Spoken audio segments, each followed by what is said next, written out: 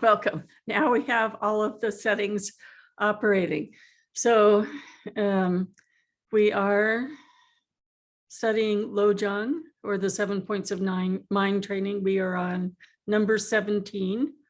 But first we'll start with the opening prayers, which we all love, that sets our aspiration and opens our hearts and minds both to the Dharma and why we're studying the Dharma together.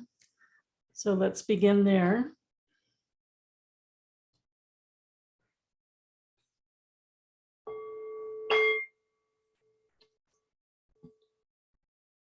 All sentient beings, especially those enemies who hate me, obstructors who harm me, and those who create obstacles on my path to liberation and all-knowingness.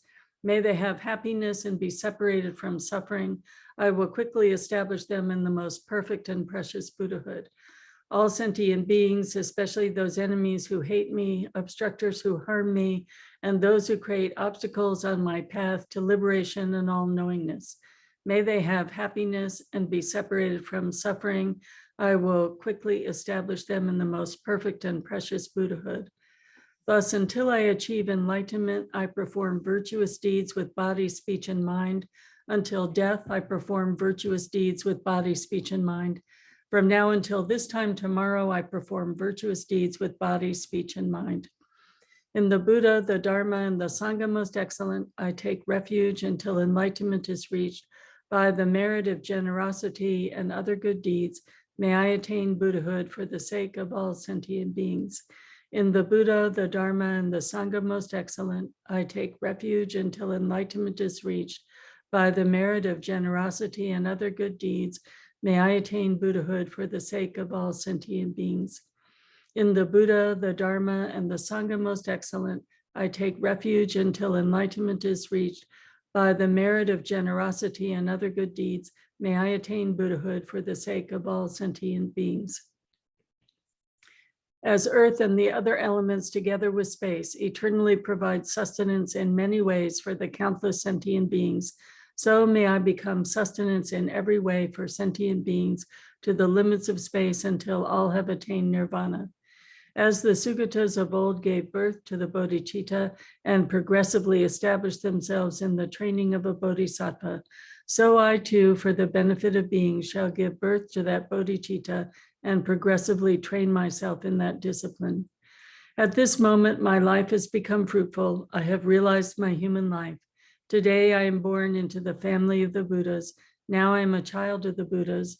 From now on, I will forthrightly perform the actions befitting my family. I will act so as not to degrade the faultlessness and discipline of my family. Just as with a blind man finding a jewel in a heap of dust, thus somehow bodhicitta has been born in me. This is the supreme Amrita which destroys death, the inexhaustible treasure which removes the world's poverty. It is the supreme medicine which cures the world's sickness, the tree which provides rest for beings weary of wandering on the paths of existence. It is the universal bridge on which all travelers may pass over the lower realms, the rising moon of mind which dispels the torment of the kleshas. It is the great sun which puts an end to the obscurity of ignorance, the pure butter which comes of churning the milk of the holy Dharma. For travelers wandering the paths of existence, seeking happiness and from objects of enjoyment, it is supreme bliss near at hand, the great feast which satisfies sentient beings.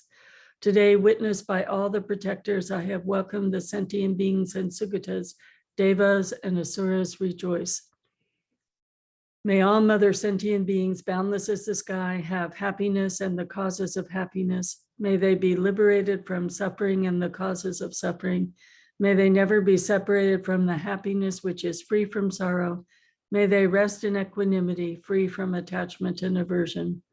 May all mother sentient beings, boundless as the sky, have happiness and the causes of happiness. May they be liberated from suffering and the causes of suffering. May they never be separated from the happiness which is free from sorrow.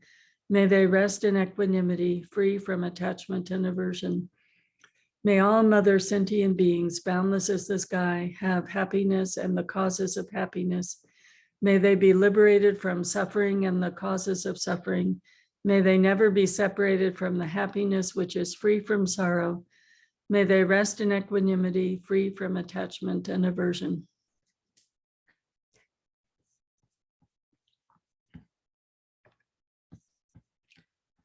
So it is just such a delight to contemplate these slogans and to really delve into how we can use them.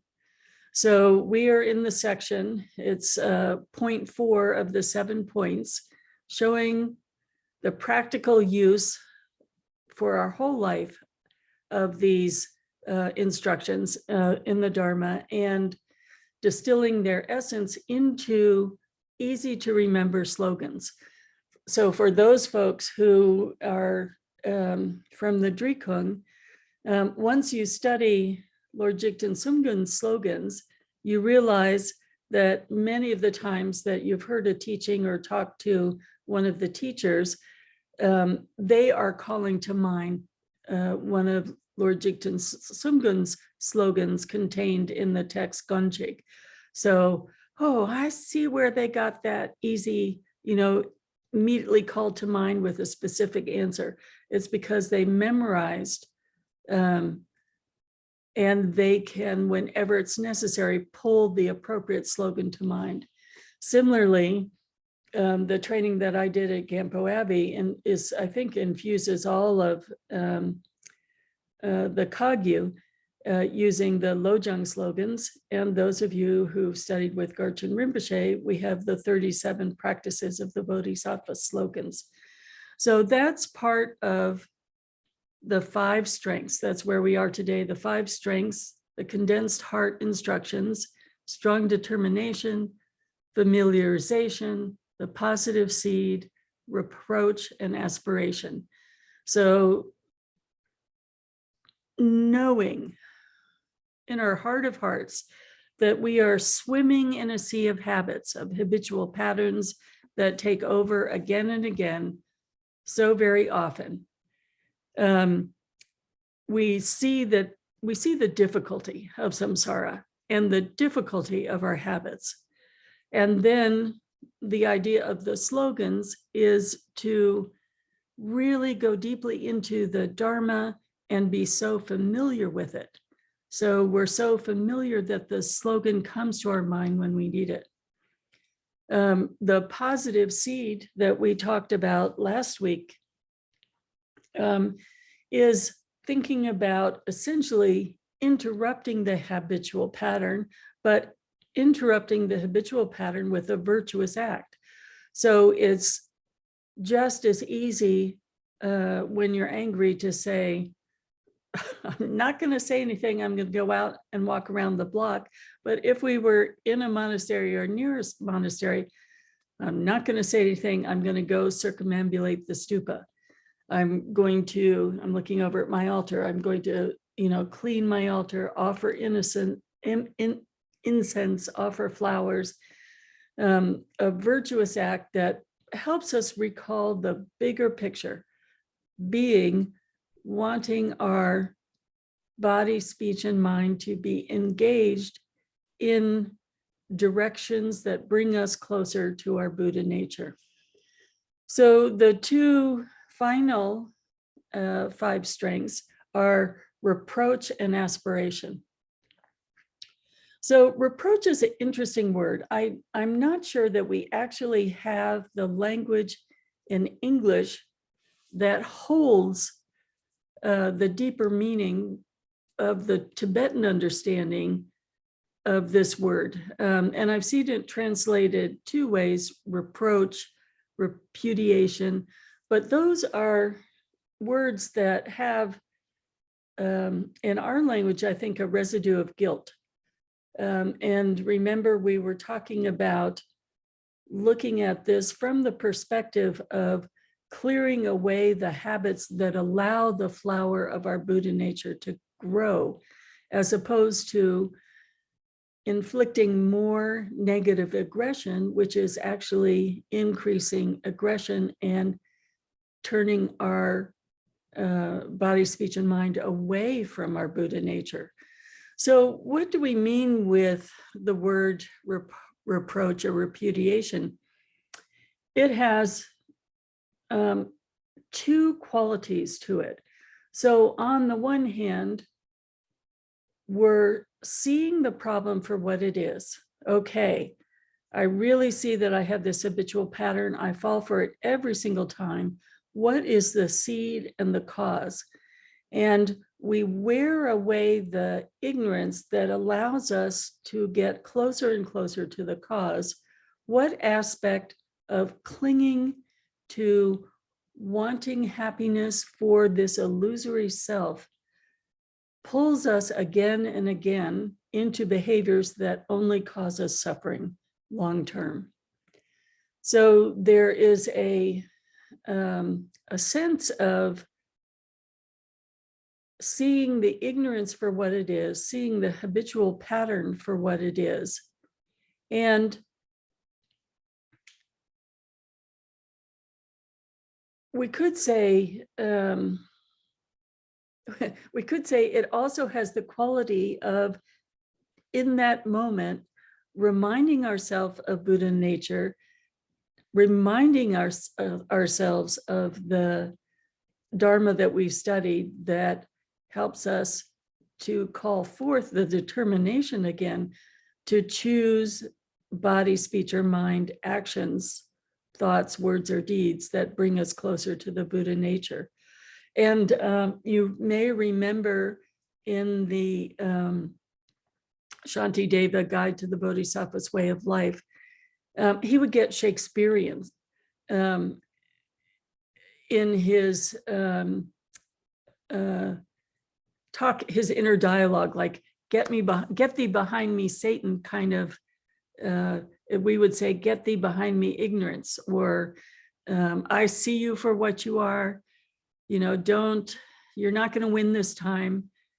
I'm going to go towards my Buddha nature this time. So we can be Shakespearean with a sense of humor, or we can take the approach of self-compassion. Oh, honey, you know, your habit has caused you pain your entire life and for lifetimes. Can we soften in this moment? Can we connect to bodhicitta? And this quality of repudiation goes with aspiration, because the deeper meaning of reproach and repudiation is to connect with bodhicitta and to turn the situation that is of benefit to you and all sentient beings. So we sometimes think that it is some sort of iron willpower that, you know, we're never going to go near that situation. Those folks who are struggling directly with addiction know about that. But this is saying, well, yes, we're softly teaching ourselves, reminding ourselves why we don't want to engage in that action.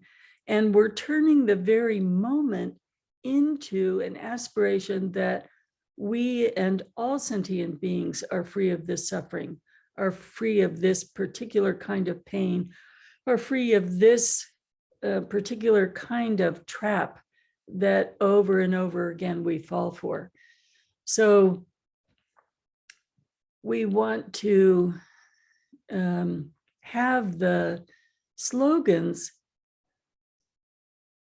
ingrained in our being in such a way that when we are in the moment, ready to behave in all of those familiar ways again, we can soften, open to bodhicitta, open to I and countless sentient beings are experiencing the same difficult moment right at this time. And for myself and all beings, this time I'm going to make a different choice. And even if we're unable to follow through with our actions, to soften with self-compassion for ourselves and all others who are engaged in the painful situation with this very familiar pattern arising over and over and over again. So let's think of how these 5 strengths work together. I'm going to put them in the chat room, the chat box. And this morning, I'm going to invite meditation in a particular way. I want you to identify something that you work with regularly. It doesn't have to be your worst bad habit, but something you really see as causing you some degree of difficulty or pain in your daily life. And contemplate what we've been talking in terms of the 5 strengths and compose for yourself your own slogan. Like in the moment, you would stop, soften, teach yourself the Dharma, but how could you do that in a way that is a pithy reminder? 4 or 5 words of how you might call your Buddha nature to mind, how you might recall that this pattern caused you and the people around you pain, or an aspiration that takes the bodhicitta, connecting yourself to others who are feeling the pain in that moment. But what is the slogan you would write for yourself for one habit that you encounter over and over again? So let's take a good,